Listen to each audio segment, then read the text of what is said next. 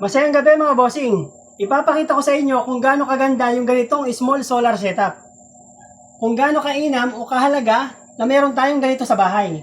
Kung mapapansin nyo po, yung lahat ng electric pa na to ay kayang-kaya ng ganitong small solar setup kahit na budget meal lang siya.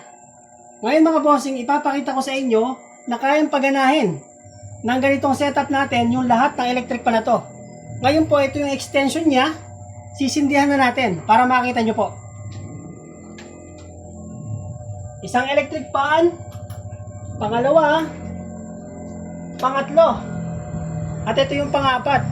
Ngayon, itong air cooler. Palagay natin sa number 3. Ayan mga bossing, ganyan kaganda yung ganitong small solar setup. Kahit na TV, washing machine, at lahat ng electric pan nyo sabay-sabay, pwedeng-pwede po. Kahit na mag-charge kayo ng mga phone, pwedeng-pwede. At yung small na rice cooker, pwedeng-pwede rin. And yun na lang muna sa ngayon. Paki-like and share po yung video natin at maraming salamat po sa lahat at magandang gabi po.